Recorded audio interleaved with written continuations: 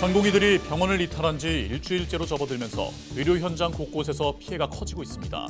대전에서는 심정지 환자가 이송지연으로 숨지는 일이 발생했습니다. 충남 지역 총선 투표율은 매번 전국 최하위 수준을 벗어나지 못하고 있습니다. 그 이유와 투표 독려 대책을 살펴봤습니다. 서산의 한 집유시설에서 열 교환기를 교체하던 40대 노동자가 깔림 사고로 숨지는 사건이 발생했습니다. 경찰과 노동당국은 현장 안전관리가 제대로 됐는지 등을 조사하고 있습니다.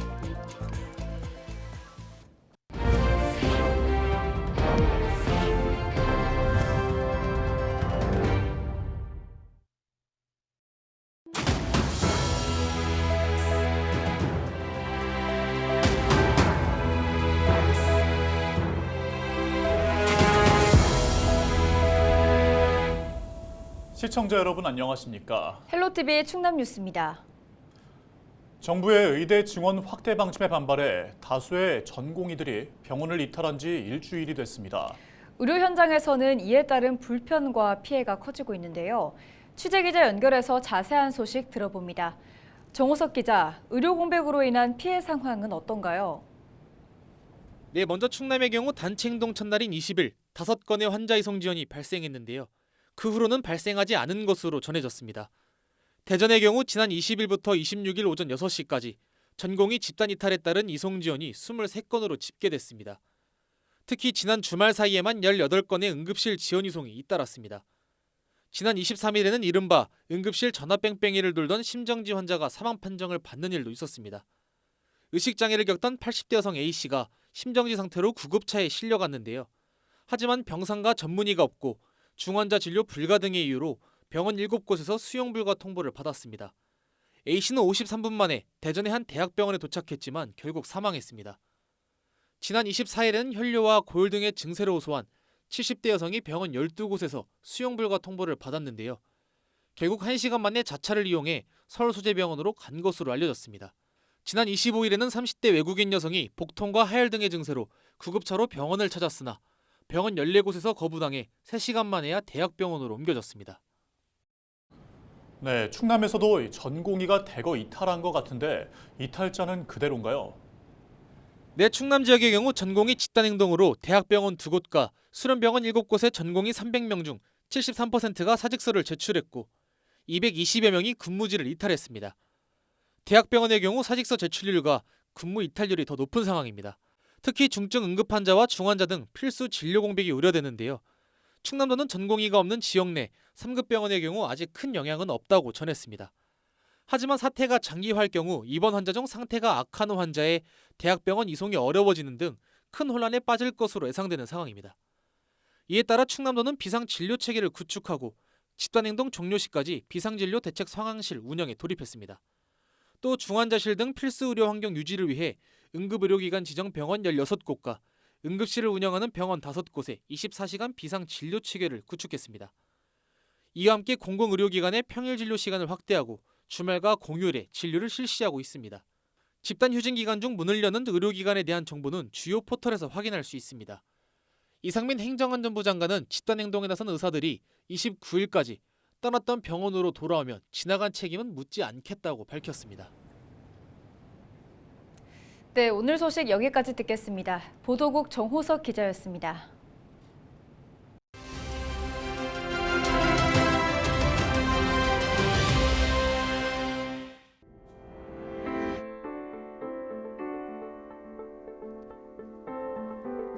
의대 정원을 둘러싼 정부와 의료계의 갈등이 갈수록 확산세를 보이고 있습니다.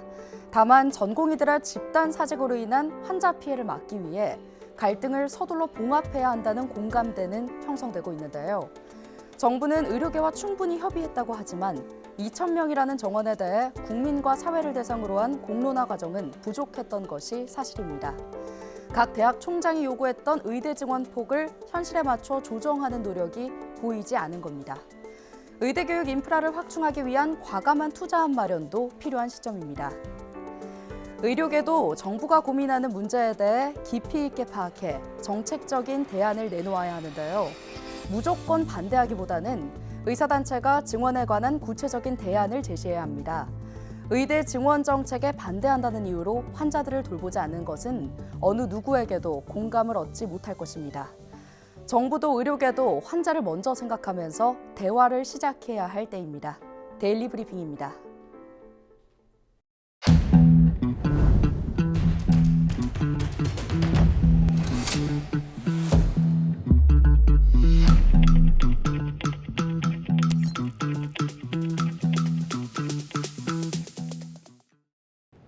(22대) 국회의원 선거가 40여일 앞으로 다가왔습니다.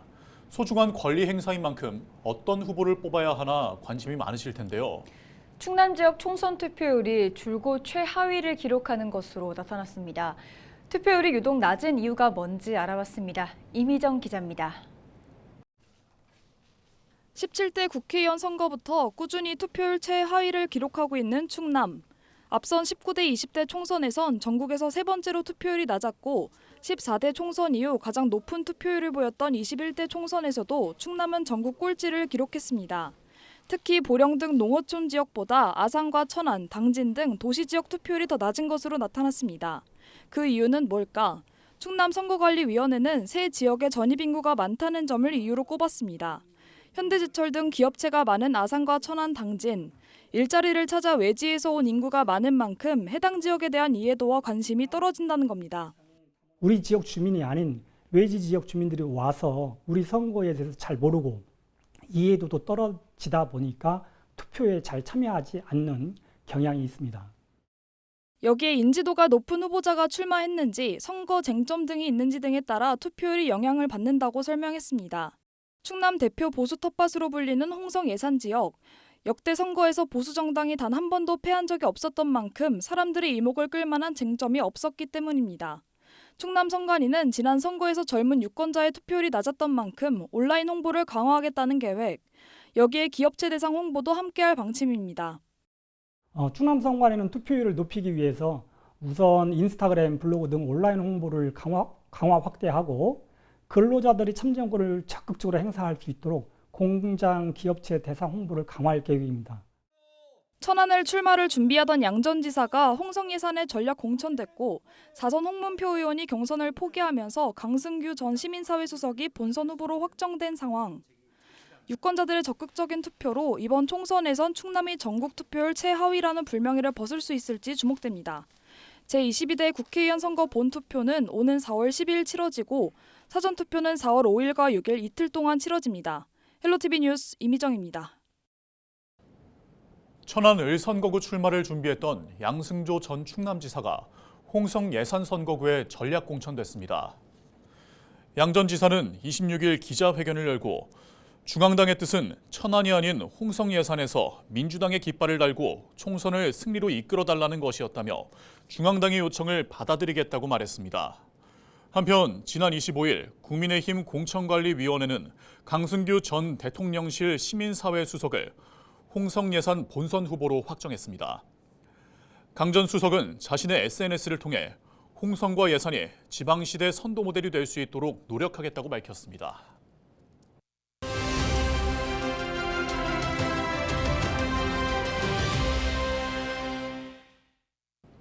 당진시가 지난 21일 면천읍성 동벽구간 문화재 정밀 발굴 조사 최종 보고회를 개최했습니다. 당진시 남광현 문화재팀장 전화 연결해서 자세한 내용 들어보겠습니다. 팀장님 안녕하세요. 먼저 면천읍성 문화재 정밀 발굴 조사가 어떻게 진행됐는지부터 소개 부탁드리겠습니다. 네, 지난 2021년 면천읍성 동남벽 정비 사업을 마쳤습니다. 그리고 면천읍성 동벽 정비 사업을 위해 2022년에는 토지 매입을 완료한 바 있습니다. 그리고 2023년 3월 시굴 조사를 통해 유구가 확인된 면적 4,508제곱미터에 대한 문화재 정밀 발굴 조사가 필요하다는 자문 의견이 있었습니다. 그래서 2023년 10월 발굴을 시작해서 2023년 12월 1차 학술 회의를 거쳐서 2024년 2월 최종 보고회를 진행했습니다. 네, 이번 발굴 조사 결과는 어땠습니까?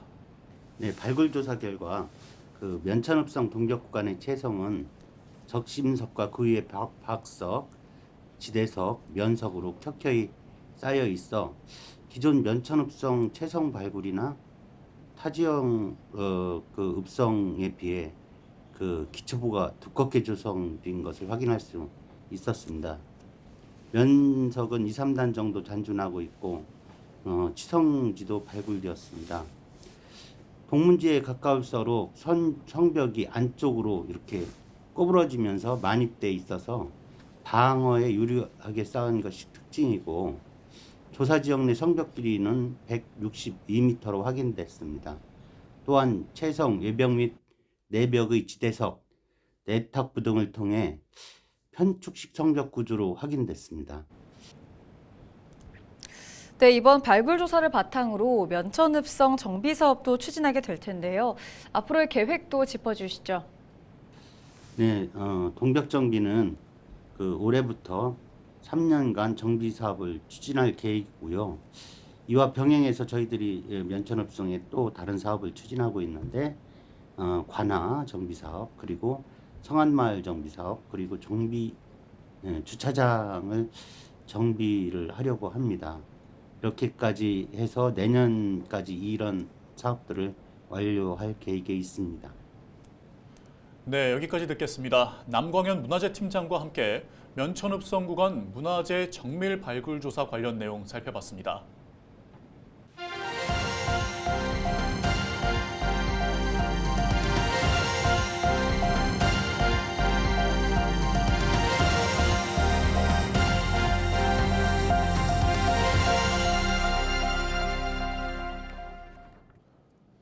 윤석열 대통령이 26일 서산 비행장에서 15번째 민생 토론회를 개최했습니다.